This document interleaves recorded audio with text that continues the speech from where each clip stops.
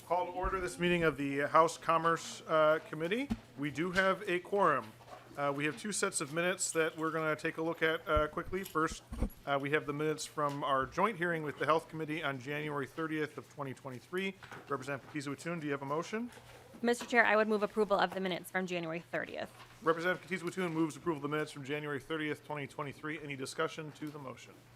Seeing none, all in favor say aye. Aye. Opposed?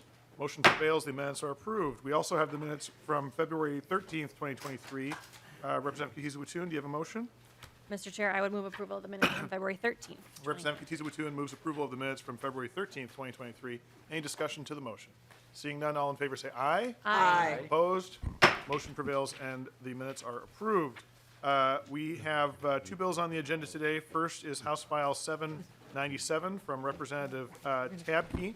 This bill is returning to committee. It was previously heard and laid over to allow development of an amendment. Representative Tabke, would you like to move your bill? Thank you, Mr. Chair. I move 797 for referral to the General Register.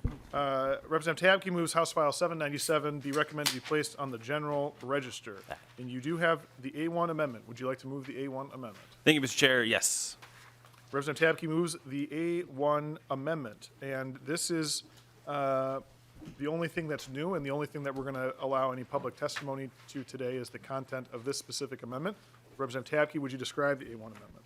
Thank you, Mr. Chair. So this, we heard this bill previously, and so this amendment, what it does, it gives added clarification to the goals that we're trying to reach here and make sure that we don't have any issues coming up into the future with things and that the bill works as we intend to. So it adds clarification if no time guide exists for warranty work, that it will, that how the process works for that, so that it must be charged at non-warranty rates. And then the second piece of that is it all to clarify the fact that it includes communicating with manufacturers for technical assistance or external manufacturer source to provide warranty repair, so that that is included in what folks can get paid for. Thank you, Representative Tabke. We did have one person sign up to testify as to the amendment language.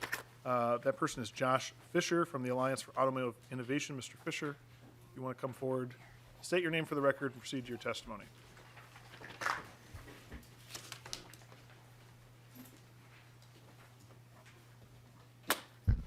Mr. Chairman, members of the committee, my name is Josh Fischer, here on behalf of the Alliance for Automotive Innovation. We are a trade association representing the auto manufacturers, and wanted to provide a few short comments to the amendment.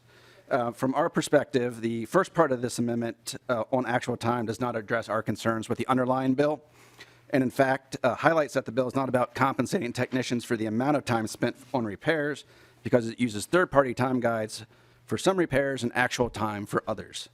The first part of the amendment also creates two conflicting standards: actual time and a time not less than that charged to retail customers for similar work.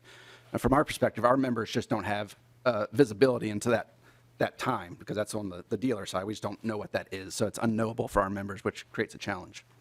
And then finally, on the second part of the amendment, we object to this because it does not take into account whether the communication was necessary, whether the delays were attributable to the dealer and not the manufacturer.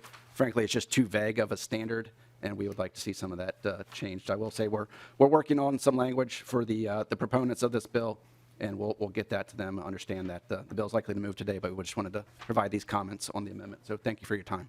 Thank you. That was the only person who signed up to testify. Are there any members of the public wishing to testify to the bill? You can step down, Mr. Fischer. Thank you.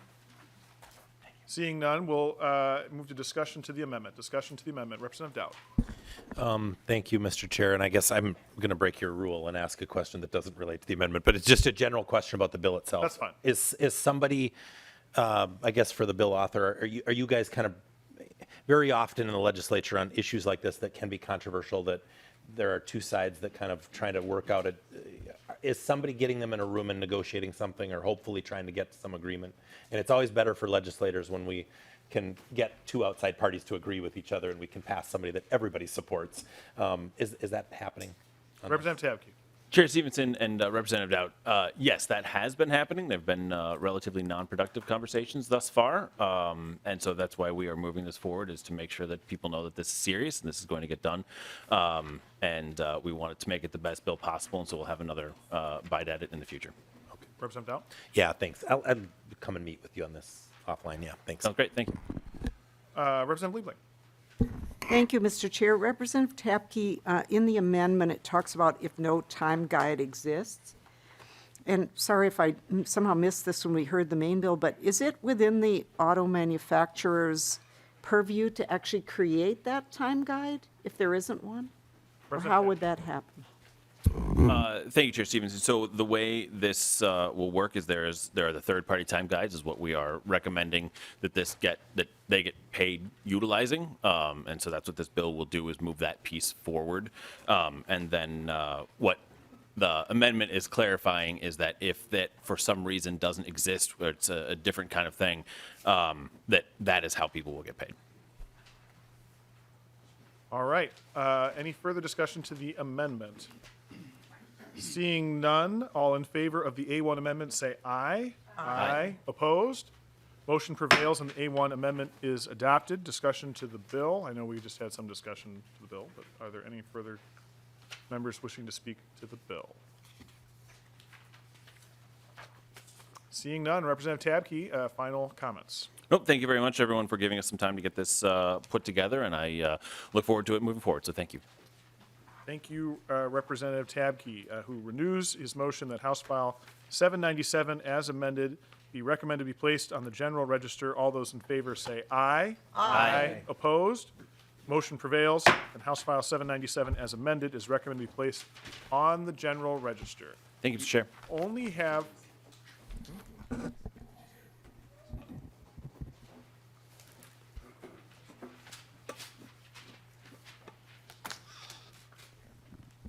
Okay, the only other item on our agenda is House File 1337. Representative Fischer, the author, is not here yet. He had another committee he had to be in at the beginning of the hearing.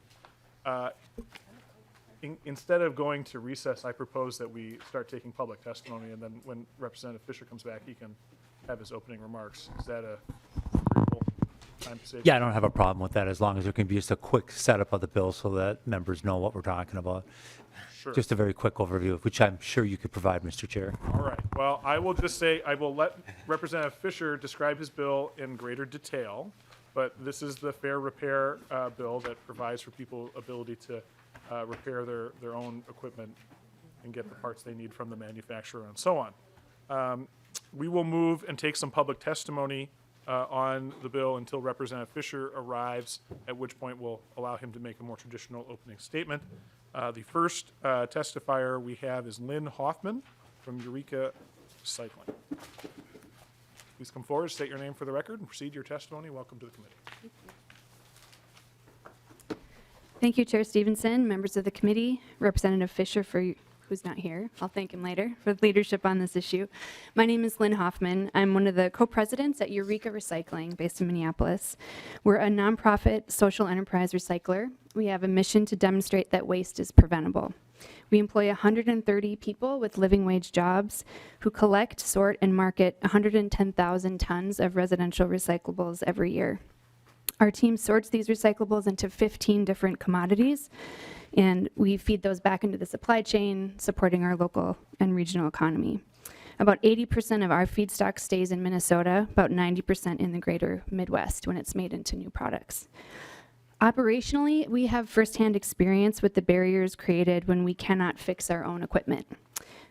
Most often, like forklifts, loaders, skid steers, when there are really simple repairs that are needed, like replacing a joystick or a fuel filter, we need to wait sometimes up to 2 weeks for a tech to come out just to plug their laptop in so we can get into the machine.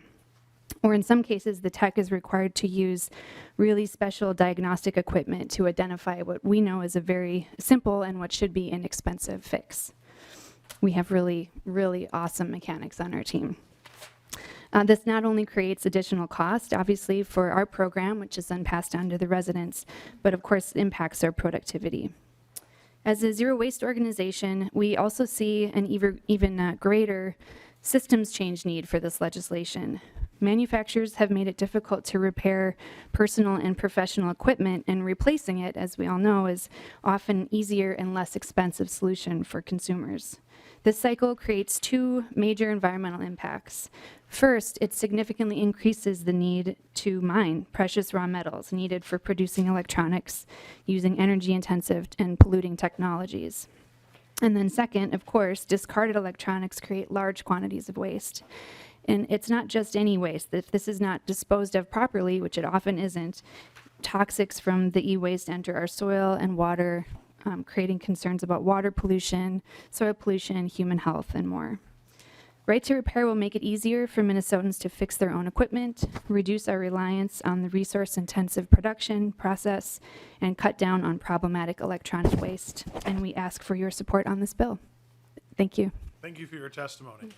See, Representative Fischer is arrived, so we will revert to the normal order of things here. I will move that House File 1337 be recommended to be re-referred to the Judiciary, Finance, and Civil Law Committee.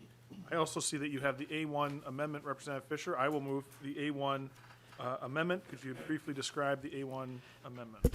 Thank you, Chair Stevenson and committee. The A1 amendment is to make it very clear that this bill is to make sure that people have a right to repair their equipment or to have their equipment repaired, but not to modify. And this is something that was based on testimony and concerns that people have brought up in the past when we've had this bill heard.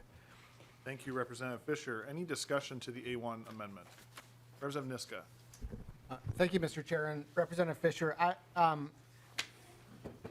I guess my question is how Representative does... Niska, I think your mic isn't working. If you could try and use a different microphone, maybe. Maybe this one works better. There we go. I'm curious as to how this amendment works in the real world and how a manufacturer or authorized repair provider distinguishes between the tools and or documentation that's would either repair or modify. How's it going to work in the real world in terms of being able to withhold those things for the purpose, maybe an unknown purpose that someone is trying to use those things for? I think, thank you, Chair Stevenson. I think it's very easy is from the or simple aspect when you've got a part that replaces that breaks on your phone or your printer or your computer and you need to have it replaced. It's real easy to say, okay, that part's coming over, it's going to do that particular purpose. Same with the documentation. Documentation of how to put your part in doesn't tell you how to modify it. It's the same principle that we use with automobiles. Automobiles have the same provision out there is where they have to make their parts, the tools for diagnosis, and documentation available. And we don't see people taking that same information and going around modifying their cars in ways that are not appropriate. Representative Niska. Thank you. I don't have any other questions about this, I guess. I suspect that we're going to hear from those on the ground that this doesn't really provide any tools for them to stop the modification problems that they're raising, but I'll leave it there for now. Thanks. Any further discussion to the A1 amendment? Seeing none, all in favor say aye. Aye. Opposed? Motion prevails and the A1 amendment is adopted. Representative Fischer, you've described your bill a little bit, but I'll give you more of an opportunity to describe it. Thank you very much. I appreciate Chair Stevenson and committee appreciate the opportunity to present the right to repair bill. This is a bill that has changed over time. As we've listened to different testimony in different committees, the amendment I have here is one example. And basically what the purpose of this legislation is fourfold, is to give consumers the choice, especially in greater Minnesota, on where to bring their electronic products when they require repair, or making sure that they're able to get their farm equipment repaired when it breaks down in terms of planting season or harvest season when timeline is really tough. It helps support and grow our Minnesota tech jobs. It helps guarantee free market access because when you have people who are assigned as authorized dealers only, they can get down to the point where they can have only one or two in the entire state, thereby preventing services elsewhere. And this also helps reduce the amount of growing e-waste that is harming our environment. Going to the last point I made is if people find out that they have to travel from northwest Minnesota down to the cities to get a 4 to 5 hour trip to get an item repaired, most likely they're going to turn around and buy a new item, and then we've added to the e-waste that is happening out there. it wasn't, this, one of the other things that we've changed is based on testimony over the last couple of years, dealers have brought attention to us on wording around what is fair and reasonable that would make it tough for dealers to continue to make money and provide the services that they do out there.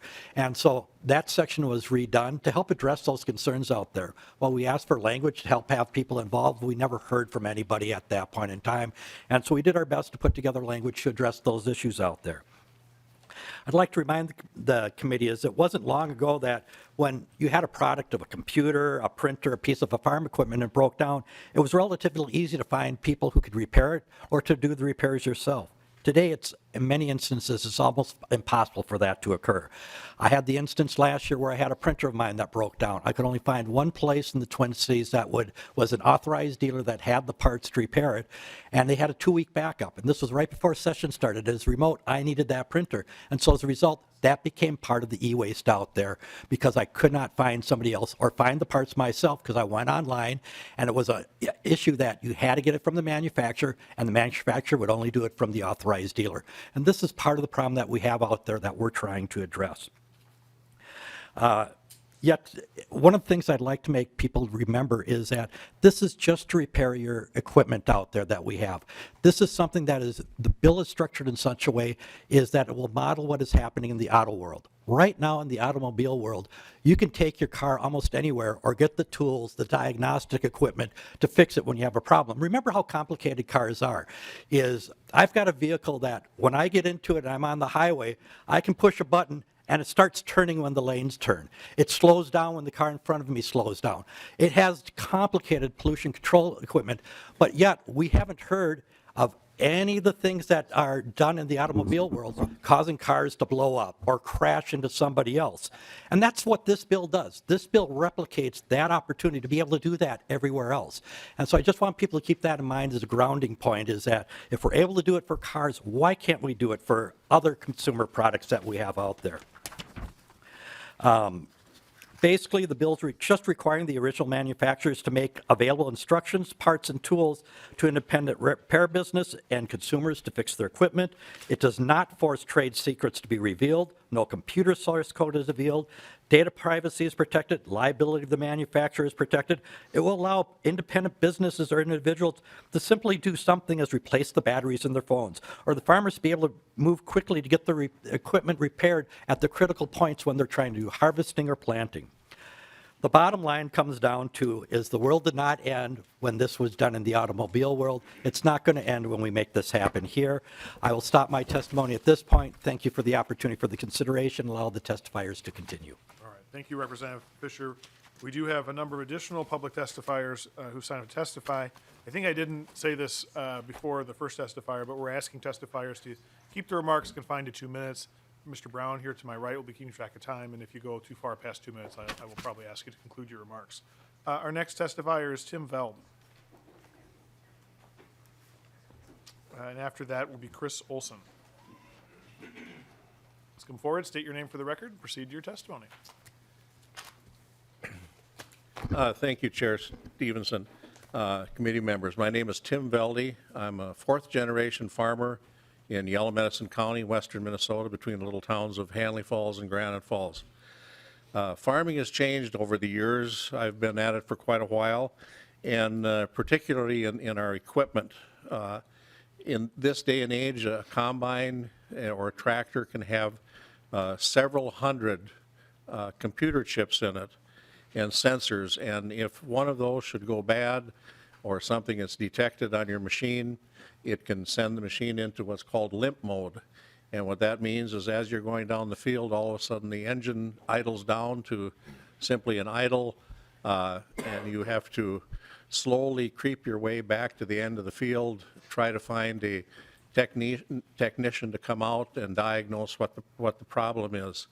The right to repair bill that we're looking at would allow independent dealers and farmers to get the tools, materials, and diagnostic equipment necessary to make repairs.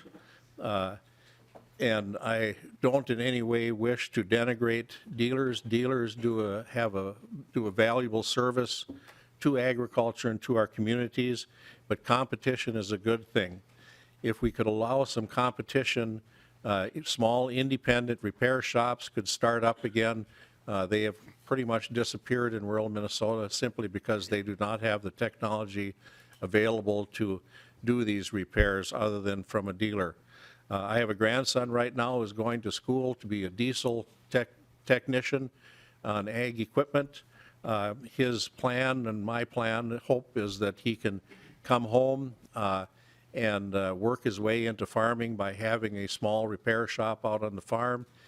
This would only be available if he was allowed to have the access to the equipment and technology to diagnose and fix equipment. It would allow him to become an entrepreneur like many other young people would like to do and start some repair businesses back in rural Minnesota. Briefly, I would like to say that I know there are some opponents to this bill, and their fear is that farmers will want to modify their equipment. Farmers are simply looking for a way to repair their equipment or have a small shop repair it, not modify the equipment. The legislation also has the subdivision 2F has been inserted so that it would allow dealerships to make a fair margin, not sell things simply at cost or anything. We realize everybody needs to make a margin and or they won't stay in business, and we need them all to be in business. The Minnesota National Farm Bureau recently announced that they'd made a memorandum of understanding with John Deere. This memorandum of understanding is not a substitute for legislation. It has no enforcement. John Deere could terminate this at any time, and it simply makes a promise for an agreement, but does not have any mechanism to hold it in place. House File 1337 will create a fair and open market to repair farm equipment for not only for those of us in farming right now, but for generations to come, and allow technicians to start small businesses in the rural communities and so we can have access closer to home to do these repairs. Thank you for your time, and if anyone should have questions, I'd be more than happy to answer them. Thank you. Next, we have Chris Olson, who will be followed by Mark Blaxill. Mr. Olson.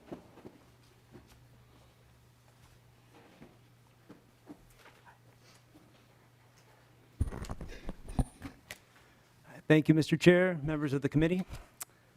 Good afternoon. My name is Chris Olson, and I am the Repair and Reuse Manager at Repowered, formerly known as Tech Dump. Repowered is a nonprofit electronics recycler and refurbisher in the Twin Cities. We provide fair chances for people, the planet, and technology. At Repowered, we prioritize our environmental mission of reducing e-waste and our social mission through a deeply held belief that every person has value. Through our work readiness program, we provide opportunities for community members facing barriers to employment, such as experience with incarceration. An important piece of our organizational model at Repowered is refurbishing electronics. By repairing and reselling electronics, we reduce the flow of electronic waste.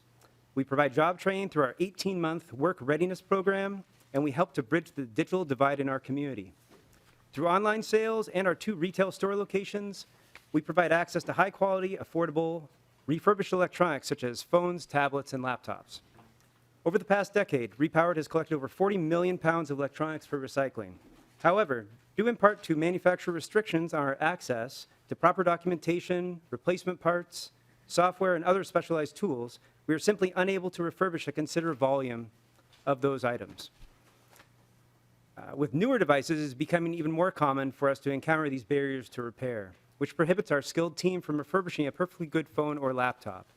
In fact, we are currently only able to refurbish around 10% of the electronics that we receive. HR 1337 would enable Repowered to increase the amount of material that we can refurbish, thusly supporting our mission of reducing electronic waste.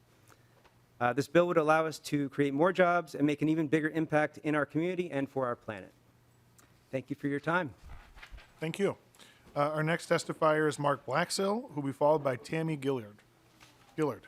Pardon me.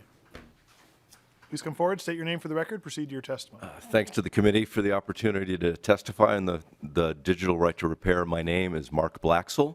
I'm the CFO of Vibrant Technologies. Vibrant is a Minnesota company formed in 1998 by Jennifer and David Larson, two U of M graduates. We buy and sell used servers, storage, and networking hardware. Our CEO, Jennifer Larson, has been an advocate for the right to repair since 2014. She can't be here today, but wants to thank the committee for considering this legislation.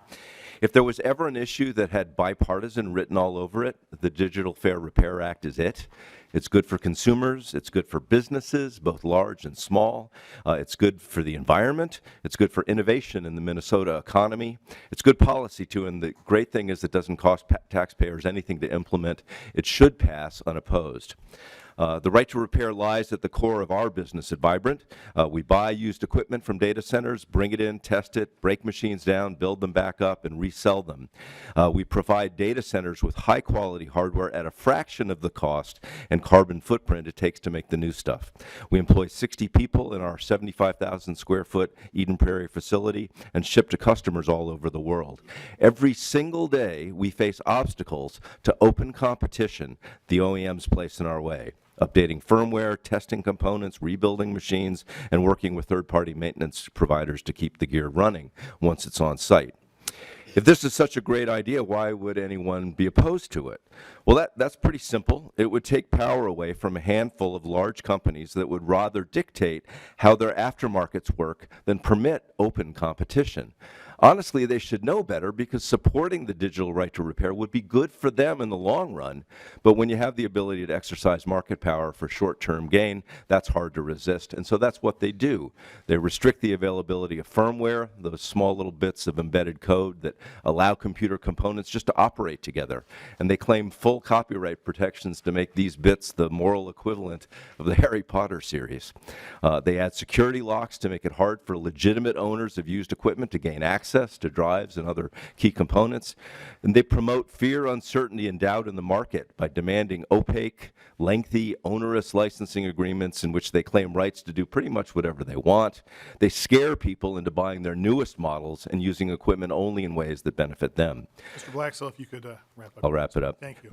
If you've ever struggled to find a convenient way to repair a cracked screen or been forced to buy a new phone or because your apps won't work, you know firsthand what large OEMs do to limit competition. What's true for computers is also true in data centers. That's why this bill is so important. I'm proud of what we do at Vibrant, but we're not alone in Minnesota. There's a long-standing ecosystem here of refurbished equipment providers, dozens of companies providing thousands of jobs and powering countless petabytes of processing power. We all stand together in support of the Digital Fair Repair Act. It's an idea whose time has come. Thank you. Thanks. Next, we have Tammy Gillard, who will be followed by Brian Martinson. Please come forward, state your name for the record, and proceed to your testimony. Welcome to the committee.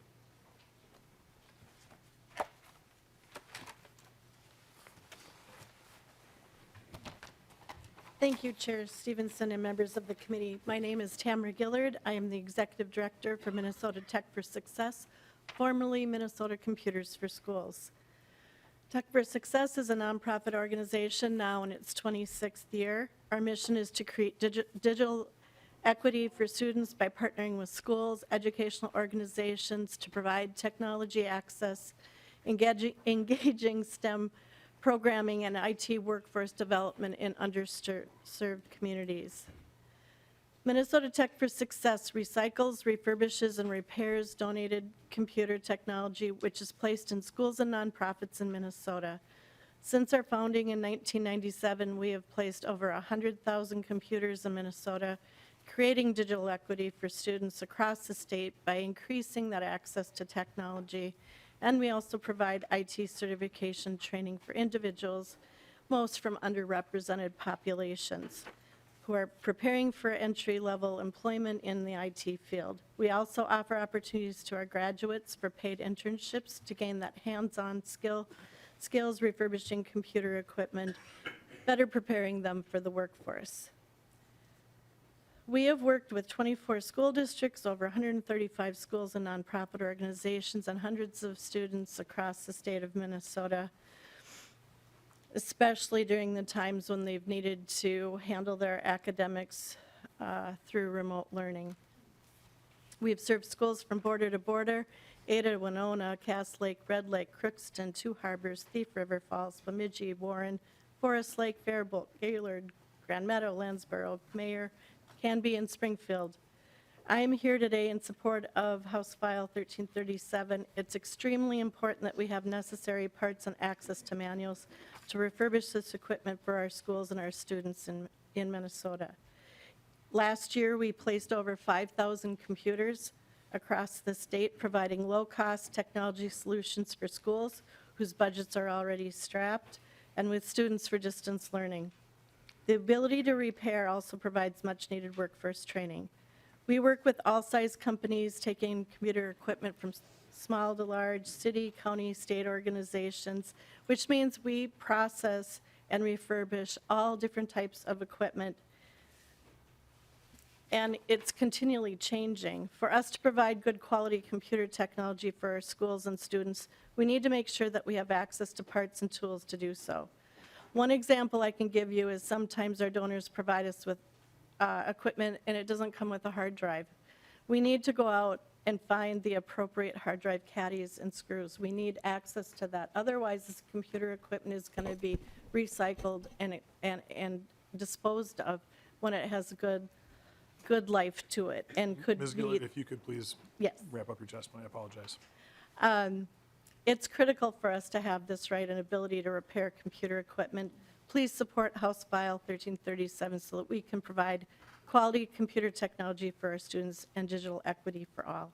I have provided a letter of support. You'll see in there that I have testimony from a few of our schools for the importance for this technology. Thank you all for your time. Thank you. Next, we have Brian Martinson, who will be followed by Andrew O'Connor. Mr. Martinson, please come forward, state your name for the record, and proceed to your testimony. Welcome to the committee. Good afternoon, Mr. Chair and members. My name is Brian Martinson. I am a policy analyst with the Association of Minnesota Counties. I also serve as government relations staff for the Solid Waste Administrators Association, or SWA, which is an affiliate of AMC.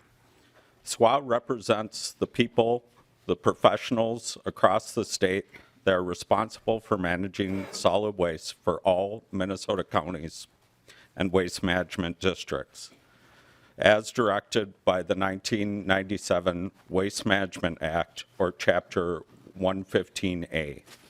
Under that act, the state also established a waste management hierarchy. Atop of that list are waste reduction and reuse as preferred outcomes for products at end of intended life. In the decades following the establishment of this act, counties put great effort and resources towards managing the vast amounts of waste already being generated. But today, our disposal systems are more well established as well as diversion opportunities, and we're able to turn more attention towards prioritizing reduction and reuse. SWA supports the Digital Fair Repair Bill as our members manage electronic waste through collection, dismantling, and transportation to recyclers for further processing.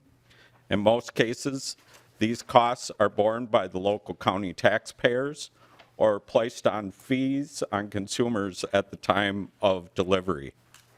We know that the very best way to manage waste is to prevent it from being created. This bill will allow owners of electronics to repair those devices or salvage parts for repair of other devices.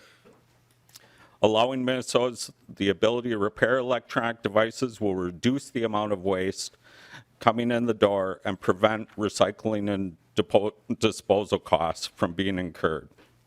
Repairing and reusing more products is an important step on the road to reducing the expense of waste management. Our membership across the state support this legislation, and particularly in rural Minnesota where county budgets are small in comparison to those in the metro area. We thank you for your consideration of House File 1337. Thank you. Next, we have Andrew O'Connor, who will be followed by Tyler Deers. Please come forward, state your name for the record, and proceed to your testimony. Welcome to the committee.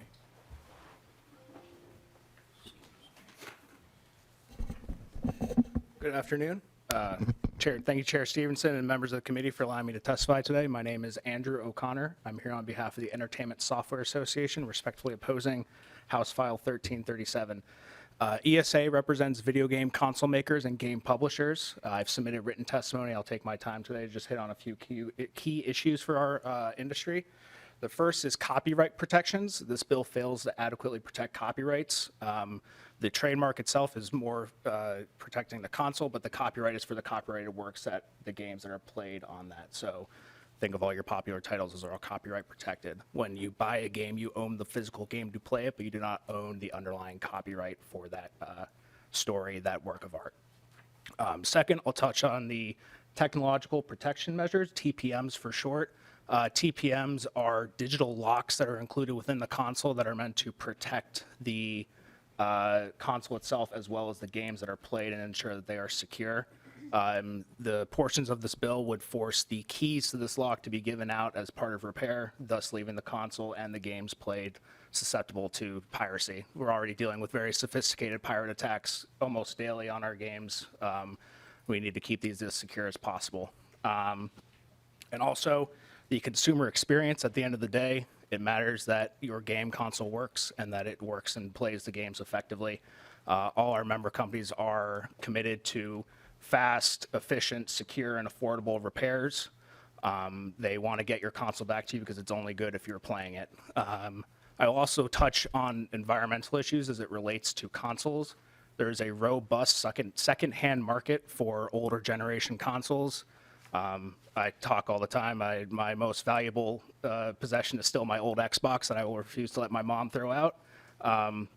And if you decide that it is time to part ways with your console to get rid of it, all our companies offer recycling programs and retail shops do as well. I know GameStop has a very easy and accessible recycling program. So I submitted written testimony. Please oppose this bill. I'm happy to answer any questions that may come up.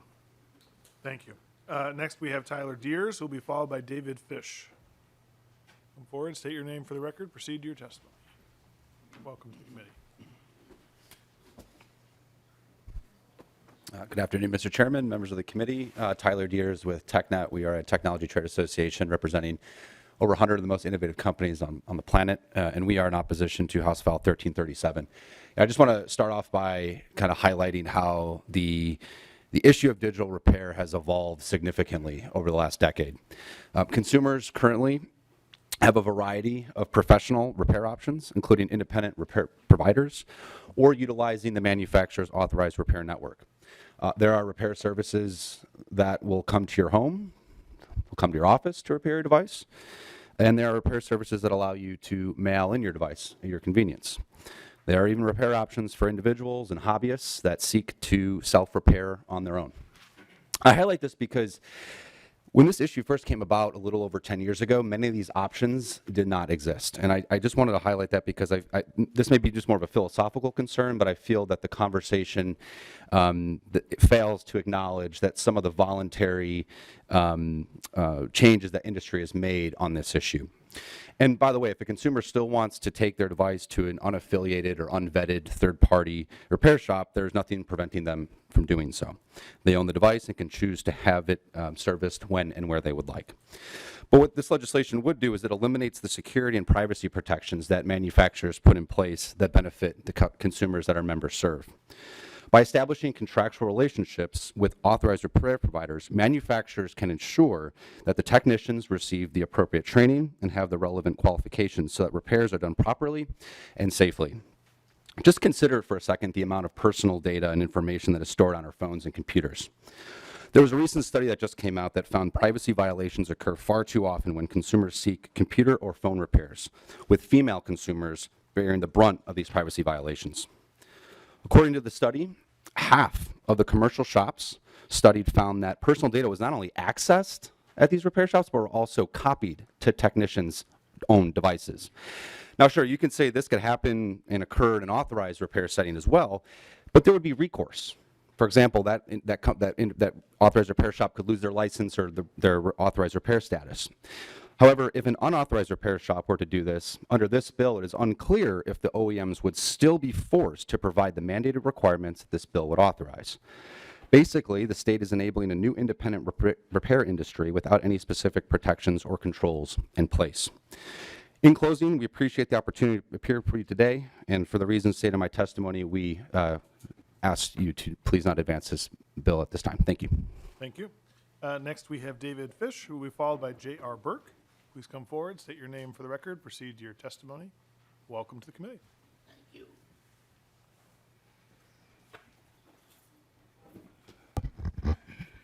I'm David Fish with the Minnesota Electronic Security and Technology Association, for most of you simply known as the alarm industry. We, in 2003 and 2007, became licensed by the state of Minnesota under 326B.33. That statute sets out requirements for anybody that works in the life safety, fire alarm business, technology systems business, and so forth. As such, the problem that we have here is that makes the way this law is laid out or bill is laid out is it makes it possible for unlicensed people to work in our business, and that conflicts one law with the other, and that's not a good thing. Now, I've sent a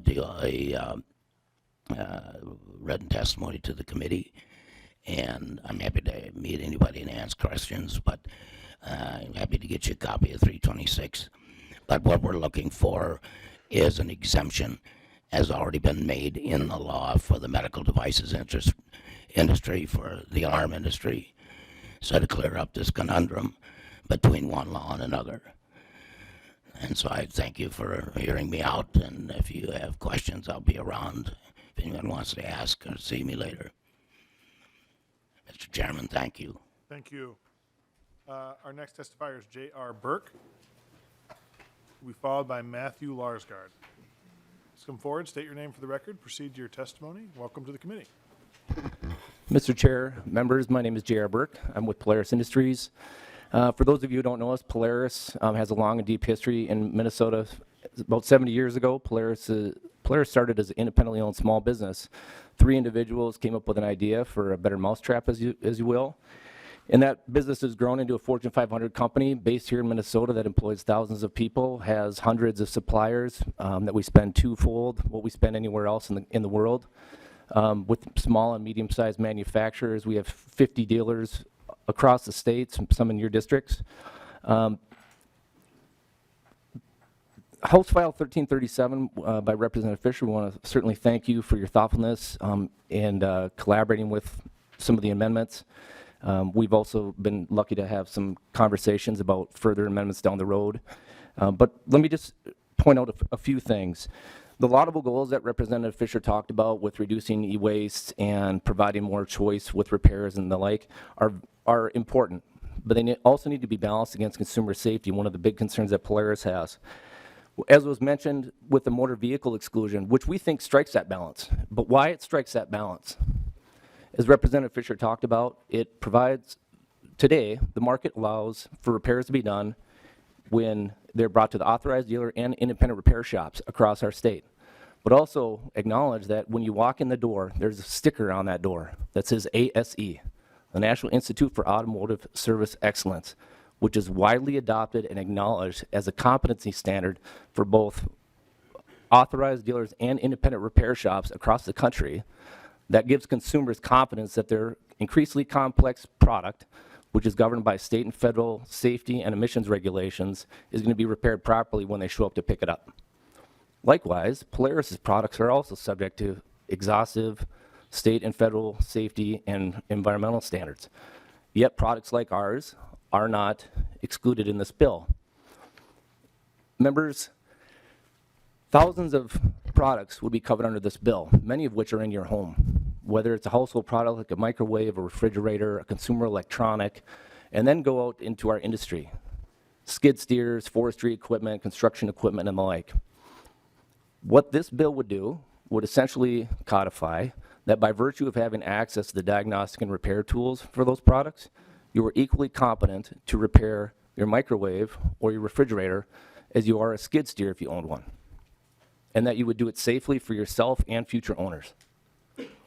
That just does not, to Polaris at this point, seem logical.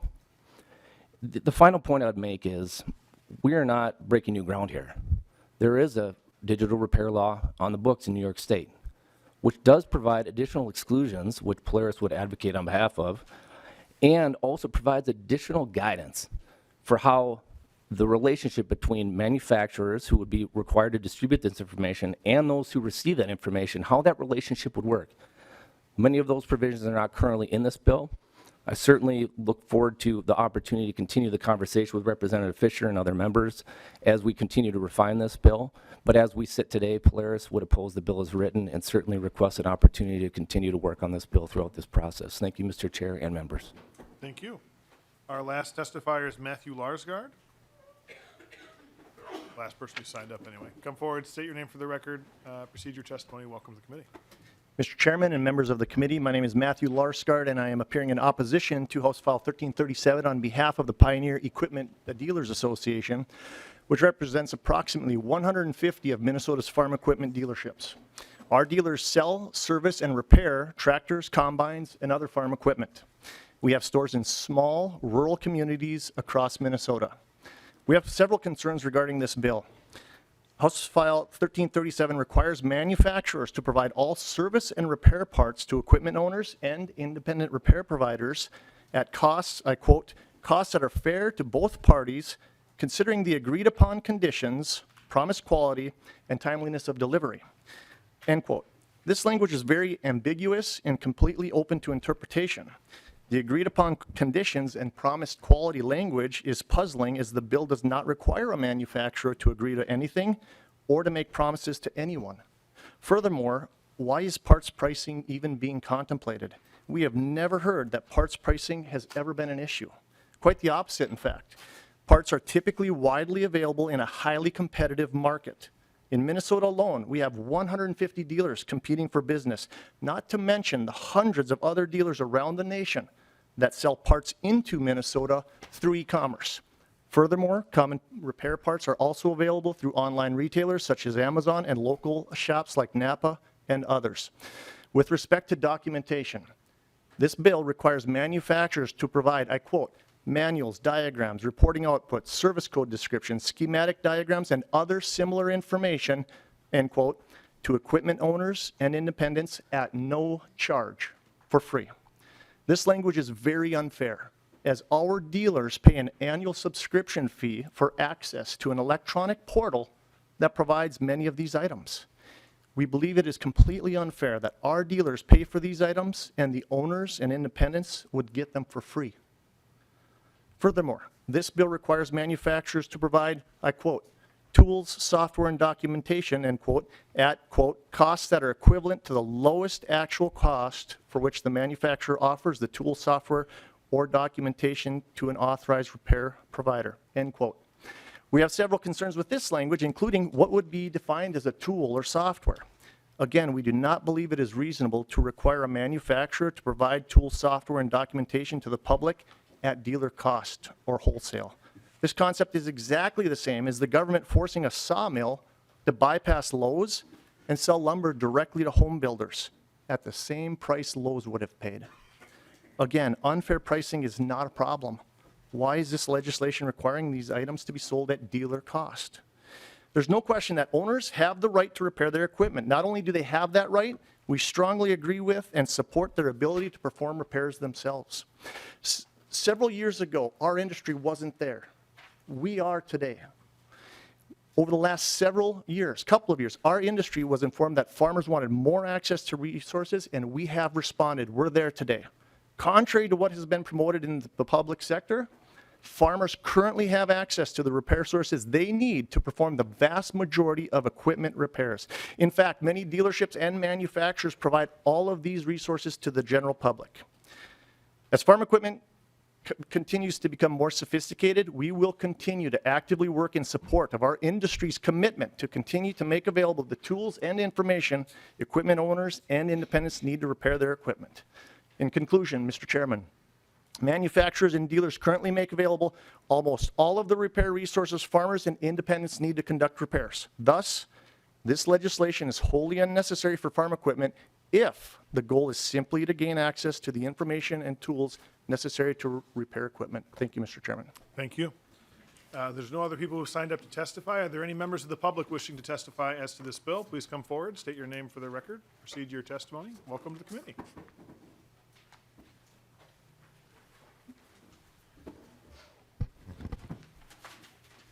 Good afternoon, Mr. Chairman and member of the committee. My name is Steve McMahon. I'm a field service power generation area manager for Cummins, based out of our sales and service branch in White Bear Lake, Minnesota.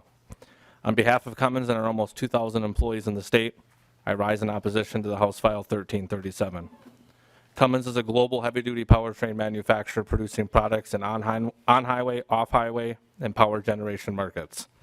While the bill excludes on-highway motor vehicles, we believe the language should be expanded to also exempt all categories of non-road stationary equipment. As drafted, the bill includes non-road and off-highway engines included in farm equipment, construction equipment, locomotives, marine vessels, and stationary generators. This bill would pose a serious safety, security, and environmental risk to Minnesotans. Cummins engines are designed to meet the latest emissions and safety regulations which are set by federal and state law. The engines are controlled by sophisticated computer software and proprietary software to ensure that the products perform in the manner they were designed and the emissions meet the mandated guidelines.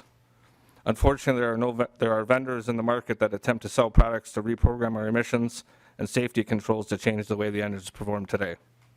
These alterations are in direct violation of the Federal Clean Air Act, and the vendors and consumers are liable for fines and penalties. The modifications also create liability issues for manufacturers such as Cummins, who remain responsible for safe and efficient operation of our products. We do not believe the proprietary software developed specifically for the safe operation of equipment that meets strict government regulations should be tampered with. Cummins is not against the right to repair, and we provide customers with digital repair manuals, standard troubleshooting trees, and updates available via Cummins.com, as well as guidance subscriptions with digital troubleshooting.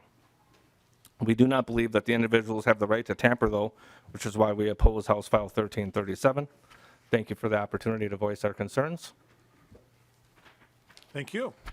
Any other members of the public wishing to testify? Seeing none, we'll move to member discussion and questions. Discussion to the bill. Representative Perryman. Thank you, Chair. This is, I want to preface it that this is not a commercial, but food for thought as the bill goes through the system. My real life is I own some Batteries Plus bulb stores where we do a lot of device repair.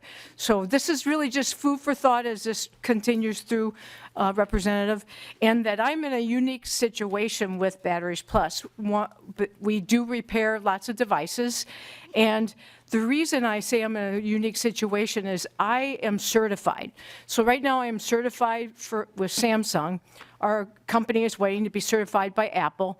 But to get certified, I have to spend a ton of money on consumer safety, loaner phones, manpower, tools, skills, computer systems, manuals, we recycle. We do a lot of things that cost money to make sure that we do it right because we are under contract from these companies. So I just wanted to present that I represent many products and services with these contracts, and I don't want to compromise my business, compromise my workforce, my guys. I want to always do the right thing. And so I've chosen to put into my company to be certified, and I feel very confident that we do the right thing because of that. And so this bill, I'm a little concerned how it can open up to others, because we do get phones in from other phone repairers, and the poor customer will say, can you fix this? We'll open it, and it'll look like, whoa, what happened in here? And they do admit, I want to so-and-so to get it repaired, and now we're fixing the problem. I'm open to competition, believe me, but I'm also interested in keeping a great contract and partnership with companies that have asked me to invest. And the other thing is we have security. We are able to open phones and do things with phones that we have them sign a sheet that says we are certified and we do not share your passwords, we do not share photos or anything of that nature. And the other thing I'm very proud of is we are local. I'm not big company by no means. I'm just a small retailer that likes to work in my own community and do these kind of services and products. So end of the day, my big bold point is just to listen to someone that I believe I'm doing it right just through certification and paying for it, and that you can respect how I feel when there's other companies out there that they're here today and gone tomorrow, and they may not be the entrusted one with security and information that people have on their cell phones. So that's all I'm bringing up today, and hopefully it brings some awe and shock, maybe, I don't know. And you learned a little bit about Representative Perryman, that I am a business owner with Batteries Plus, and I can get you deals. So now that was my commercial. I apologize. I just can't stop myself. So thank you for listening to my side. Thank you, Representative Perryman. Any other discussion to the bill? Representative Niska.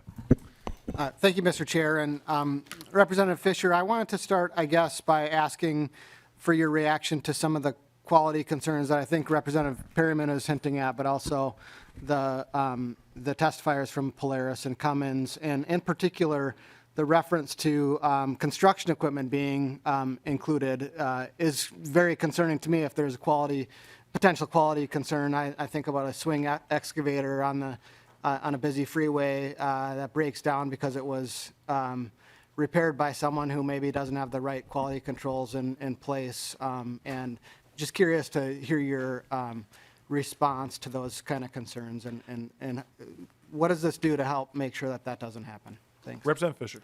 Thank you, Chair Stevenson. Thank you, Representative Niska, for that question.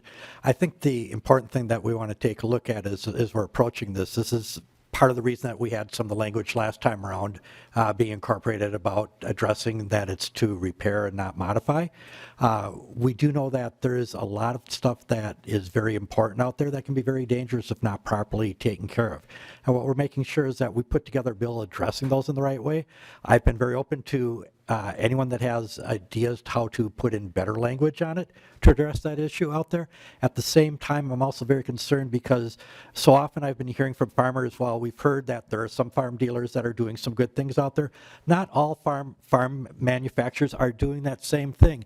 And this is where a big concern of mine has been as we start hitting into this off-road area, we're also hitting our farmers and our farm equipment. And so I want to be very careful as we're doing that I'm not jeopardizing what we're trying to do in this bill by making sure that we're protecting our farmers as they go forward to make sure that they can get the parts, the stuff they need on a timely basis when they've got some of the manufacturers that are out there that don't do things as well as other manufacturers. And that's what it's trying to get to is, from what I hear from some of the people who presented today, they probably already meet what's outlined in here and are doing those things.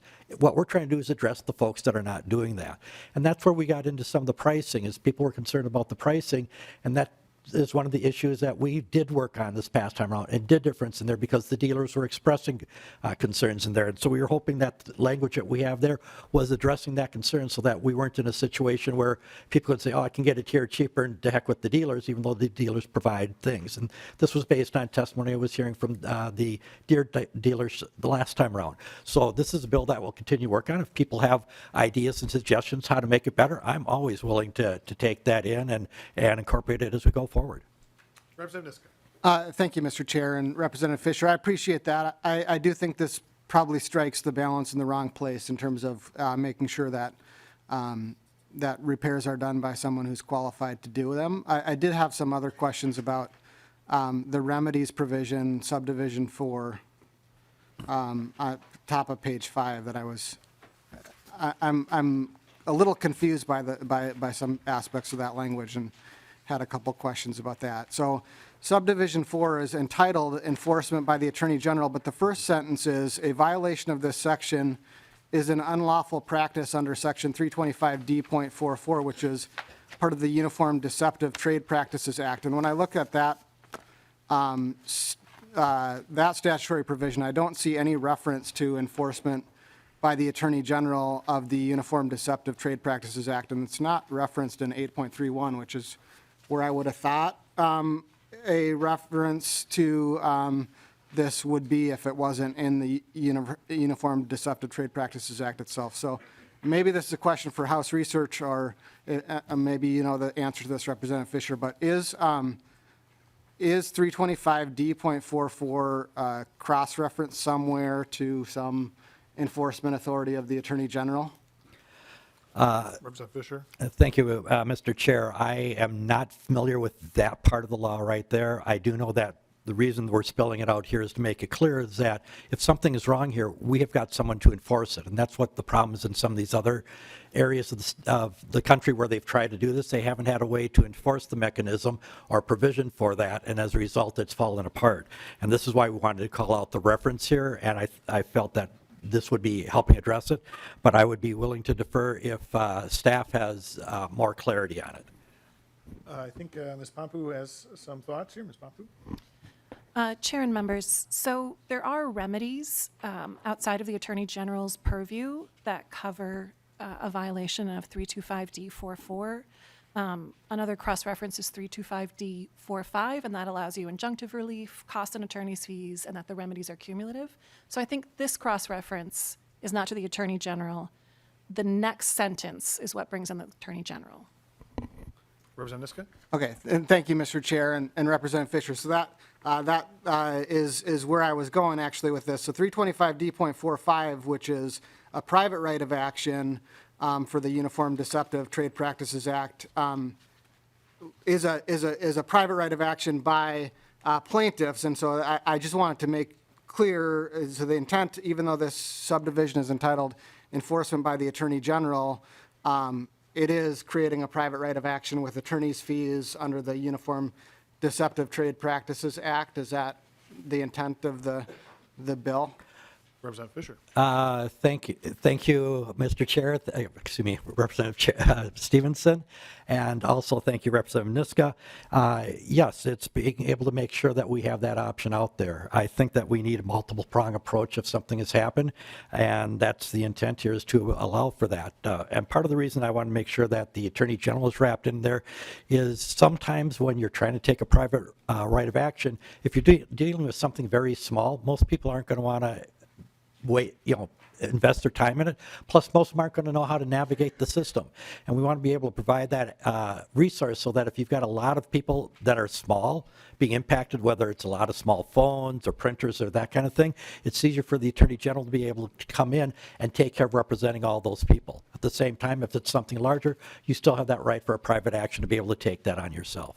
So I believe the motion on the table is to re-refer to judiciary. Yep. And so I think one suggestion might be that you could omit those three words by Attorney General in the title there on subdivision 4. Of course, the second sentence, as Ms. Pompu indicates the Attorney General would enforce. The first sentence, as Representative Niska is saying, is a little bit broader. So then it would just be enforcement, and it would be by both the private parties and the thing. But you could, just an idea.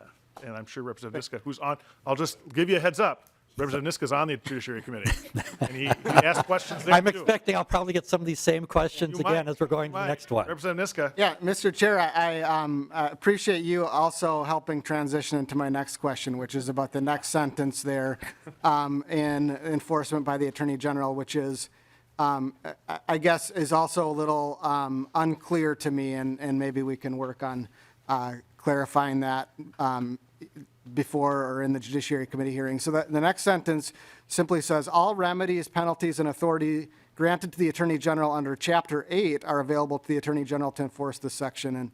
And Chapter 8 is the entire chapter about the Attorney General's office. It includes provisions about criminal prosecution. It includes provisions about the Attorney General giving opinions. It includes provisions about the Attorney General representing state agencies. So there's a lot of stuff in Chapter 8 that doesn't seem like it would be very applicable to this. I referenced earlier Section 8.31, which would seem like the natural place for this provision to go into, but this doesn't specifically reference 8.31. As I mentioned earlier, the Uniform Deceptive Trade Practices Act isn't also referenced among the many statutory provisions referenced in 8.31. So I guess I'm curious whether this is really intended to reference specifically Section 8.31 or something else in Chapter 8 that I'm not thinking about. Representative Fischer. Thank you, Chair Stevenson, Representative Niska. I appreciate the opportunity and the comments here. I will definitely take that in and take a look at it, as that would be a more appropriate way to deal with that. And I appreciate getting some of this before we get to the committee of jurisdiction on this, so I can start getting some of these things addressed. So thank you for raising it. Representative Niska. Sure. Thank you, Chair Stevenson. And Representative Fischer, we can continue this, and I'm sure we will in the Judiciary Committee. I would suggest my personal opinion on whether the way that this enforcement provision is written is that 8.31 is probably the more natural place for both the enforcement by the Attorney General and the private right of action than the Uniform Deceptive Trade Practices Act. That 324D.44 is much more dealing with sort of one-off individual transactions and representations made in individual transactions. And this bill is really about sort of the policy of a manufacturer or an equipment provider, whether they make tools and equipment available at all or whether they're doing it under fair and reasonable terms.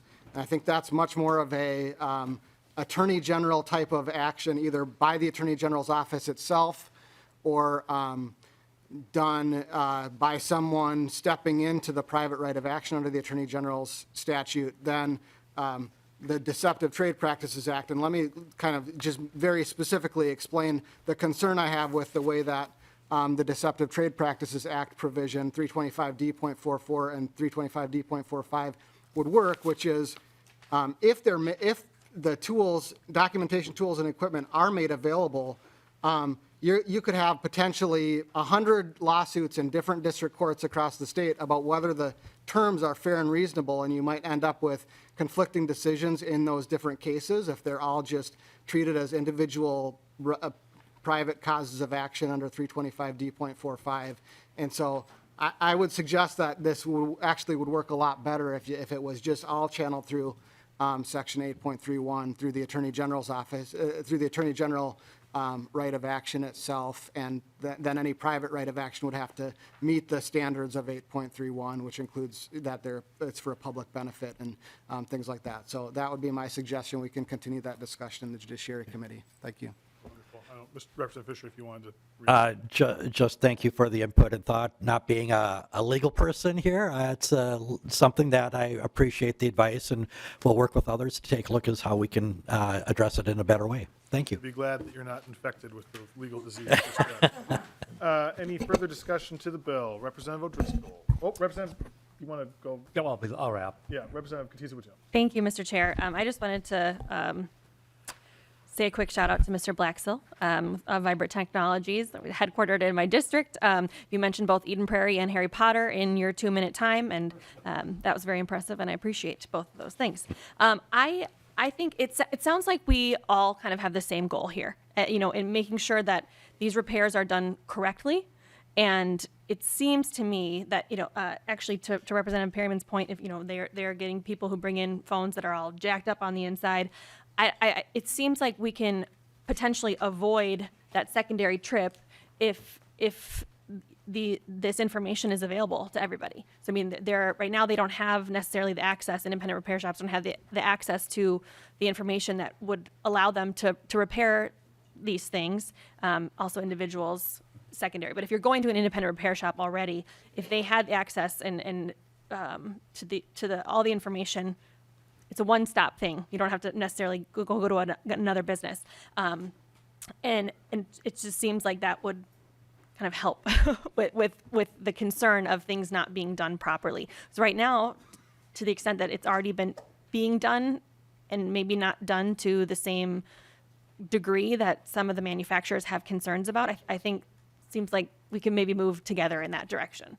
And I just wanted to put in my 2 cents for that. Wonderful. Representative Kraft. Thank you, Mr. Chair. I have a question for TechNet. Is Mr. Deere still here? Come forward. Representative Kraft. Thank you, Mr. Chair. So I think you're the one that mentioned that you're representing did you say the 100 most innovative companies on the planet? Was that correct? That's right. Okay. I imagine there's some that may dispute you on that, but Our preamble is much our preamble is much longer, so I try to concise it with that. Yeah, sir. Mr. Chair. So I don't believe we're the first state to look at this and even now to pass a law like this. Is that correct?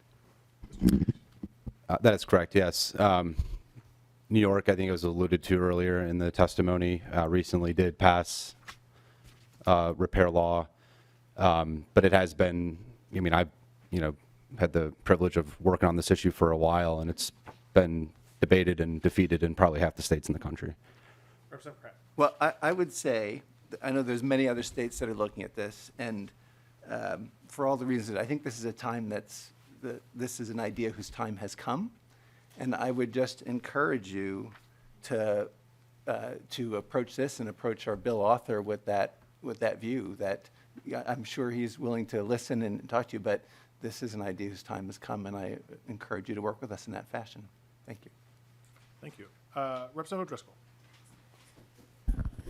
Well, thank you, Mr. Chair, and Representative Perryman, I want to thank you. You have got probably the most unique insight on this topic compared to anybody else on this committee, as you have taken the time to go through and work with the manufacturers, get your folks certified, so that as members of the consuming public walk through the doors of your proprietorship, that they know what they're getting. And short of sounding like a commercial, she does have a branch in my district as well, but I digress. So to the bill author, and I want to pursue the last question that Representative Kraft talked about, and I want to put it in a broader context, Representative Fischer. How many states have passed as comprehensive of a no holds barred, if I could use that term, right to repair in the nation, and how is that going for those particular states that may have passed as broad of scope as we're proposing here today? Representative Fischer. Thank you, Mr. Chair. Representative Driscoll, ours is more encompassing. We still have the farm and the off-road in ours versus everybody else. So that's where I'll put it right there. Yes, we are a little bit more out there, and part of it is I want to make sure that we're taking care of our farmers. Representative Driscoll. Thank you, Mr. Chair. And Representative Fischer, I think that when we dip our toe in the water on some of these kinds of topics, narrowing the scope, getting it right, and then expanding it instead of just throwing the whole universe and the net out there and hoping that we can bring fish into the boat, if you will, on this is sometimes a little bit more prudent and a little bit wiser. Some things that I want to share with the committee that I heard today from the testifiers, and I'm just wondering if others have heard the same things that I did. 3 of the testifiers in the beginning said, and I quote, "It takes 2 weeks for a tech to come out," end quote. Quote, "Finding a tech to come out," end quote. Is it that we don't have enough people being able to have access to this proprietary information? Or is this just symptomatic, again, of the worker shortage that we're experiencing? And going back to something this committee talked about earlier in the week that I brought up, the shortage of persons getting into the trades industry. Representative Fischer. Representative Fischer. Thank you, Chair Stevenson and Representative Driscoll. I don't see it as being part of the workforce shortage, as this is a problem that's existed for a number of years. And so often you have situations where There are people, and we were hearing it about Representative Cotizo too, and referenced it when taking a look at a cell phone. Somebody takes it one place, and they aren't able to get the parts out there. What I'm hearing, people are trying to find the issues out there and trying to solve it, and they're going to YouTube and those things because they aren't able to get the information from the manufacturers. So if it was more easily available, the information to start with, that would solve the problems of somebody not doing right to start with. The other part of the issue comes in is there are many people out there who are very capable on doing some of the very simple repairs. Example, trying to replace a cell phone battery. I mean, I replaced the battery of my car, I replaced batteries of many other things that are somewhat kind of complicated. And to be able to make those tools a little bit more available so that we could do those things. So I think when you raise the workforce issue, there is a part that is workforce, but the larger, bigger issue is that we don't make the information and the parts available enough for those that could do it to be able to do it. Thank you, Mr. Chair. And Representative Fischer, to your comment about the cell phones and being able to change your batteries, my understanding is that Apple allows folks the ability to be able to get the tools, and they've changed they've manufactured the phones to be able to try to compromise and to be able to achieve that goal. I was wondering if the person from Tech Check is still here, and if they could come back and do have a question. TechNet, Mr. Deers? Excuse me.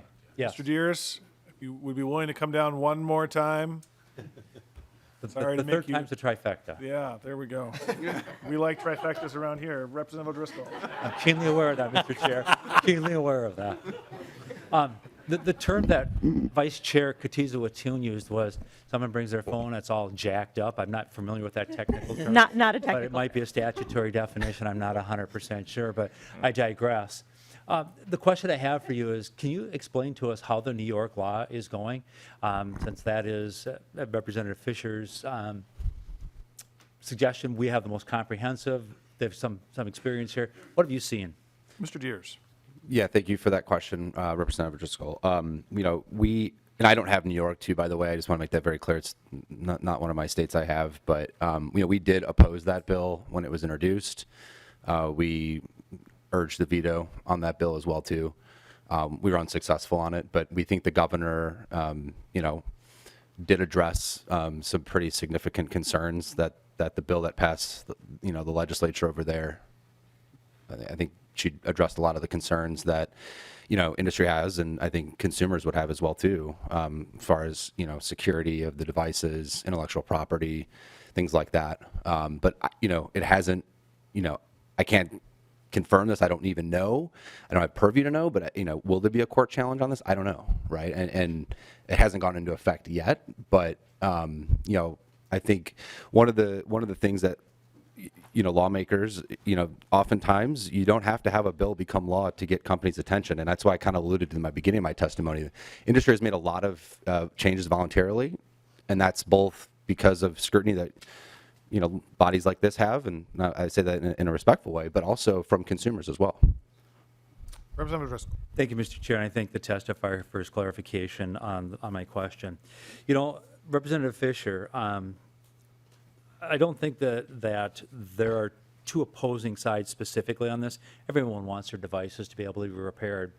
And the question that I have is, if you are a manufacturer and you have a certain reputation and goodwill with your consumers, is it too much to ask to be able to have the people who service those and provide the repairs to those devices and systems and what have you to follow the protocol that they set forward because of their goodwill and brand image with the consuming public, to try to continue to build goodwill and to repeat business with them, versus making it available to everyone where they don't have any control over who's going to have their brand and their image in their hands, what damage that might be done on an individual by individual bad actor player.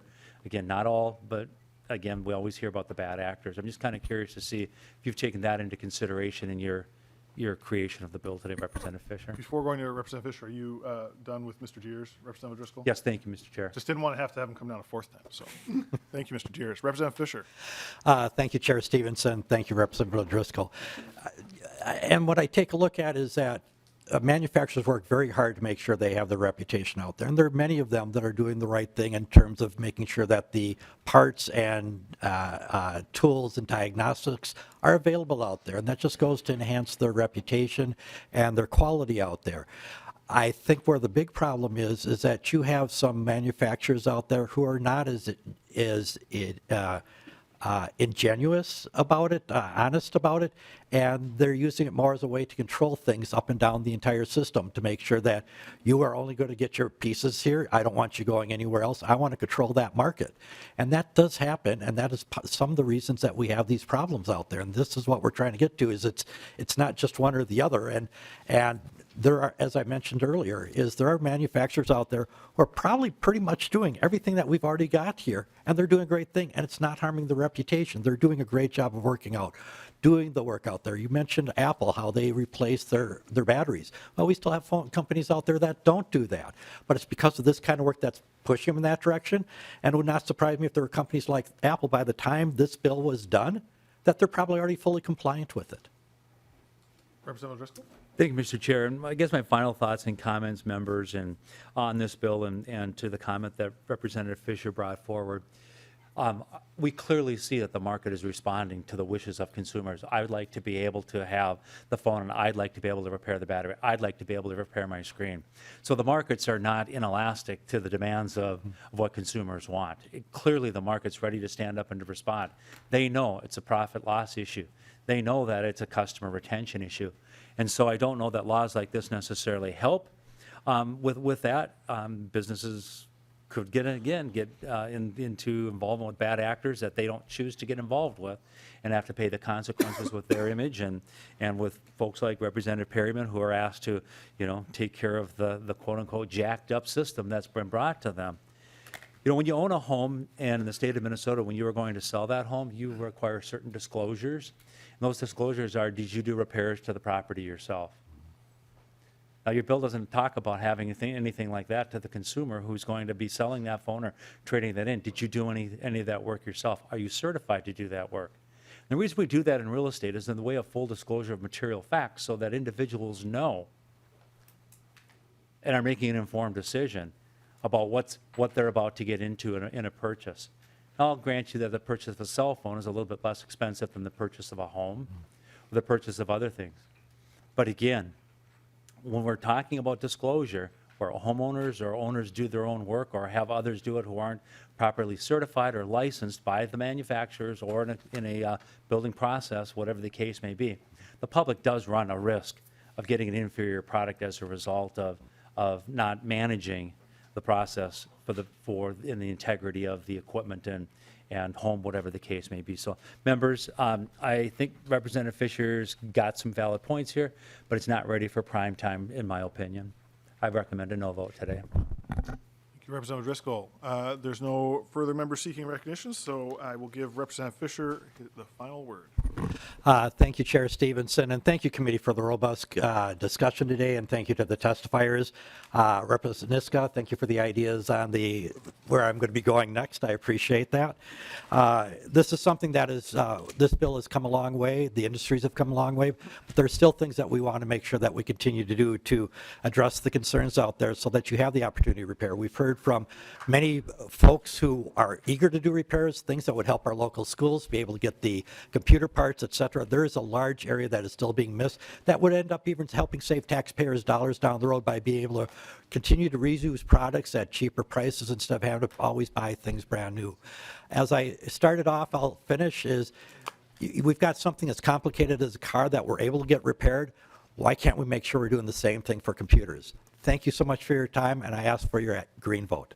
Thank you, Representative Fischer. I will renew the motion that House File 1337, as amended, be recommended to be referred to the Judiciary, Finance, and Civil Law Committee. All in favor say aye. Aye. Opposed? No. Motion prevails, and House File 1337, as amended, is recommended to be re-referred to the Judiciary, Finance, and Civil Law Committee.